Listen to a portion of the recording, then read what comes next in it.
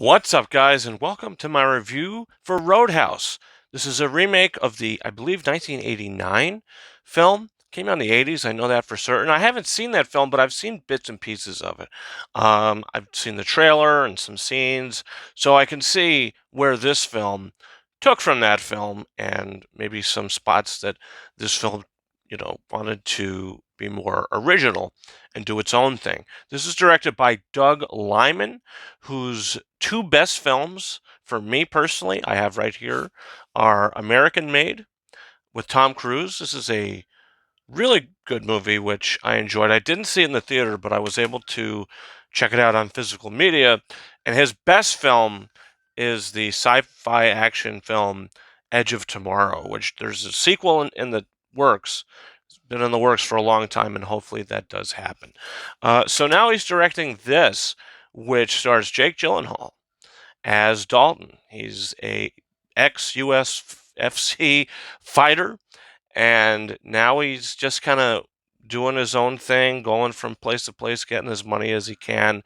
And this owner of this roadhouse comes and she says, I need a new bouncer, someone who's going to be able to keep out the trash, keep out the trouble.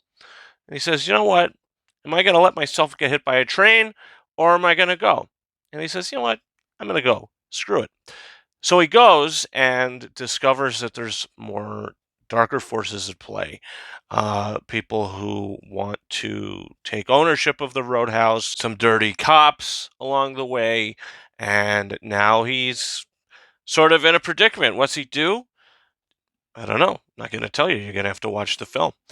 But yeah, so this film I think has been getting a lot of mixed reviews from people saying that it's too over the top, or people saying that it's a perfect homage. So where did I land on that?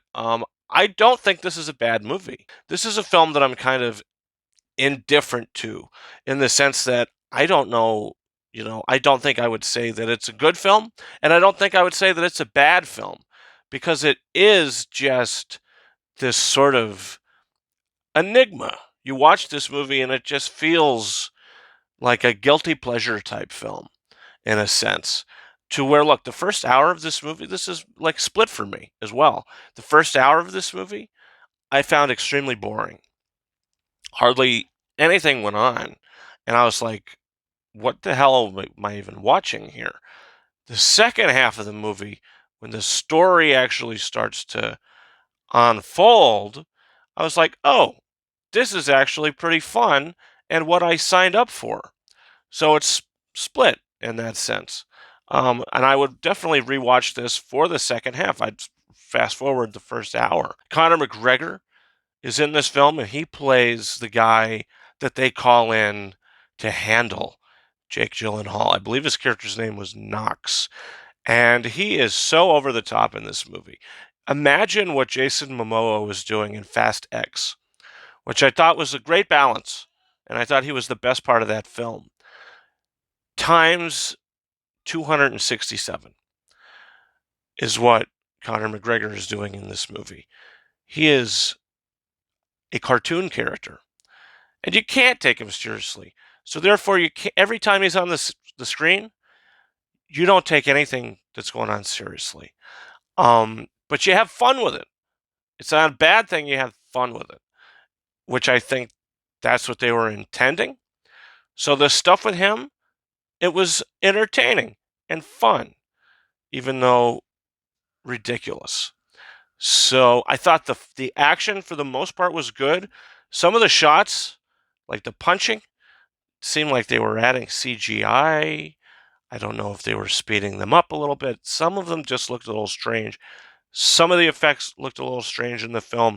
Some of the camera work, some of the editing choices, really strange.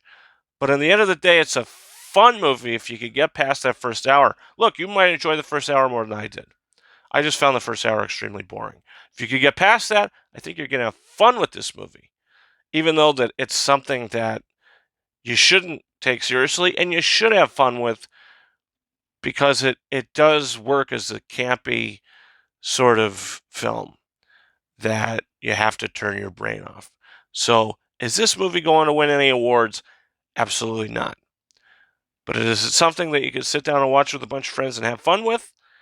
Absolutely. And I think that's a good thing.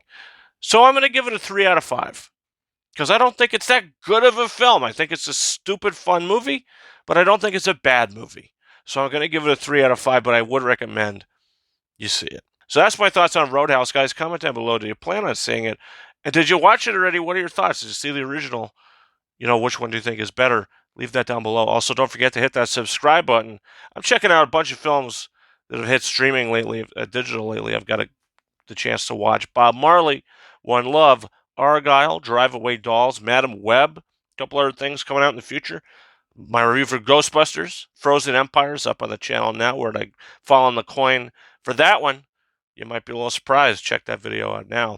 And you can follow me on Twitter and or X at RyanKing72 and Instagram and TikTok at KingOfRises131. That's about it for me. Thank you so much for watching my review for Roadhouse. And until next time, over and out.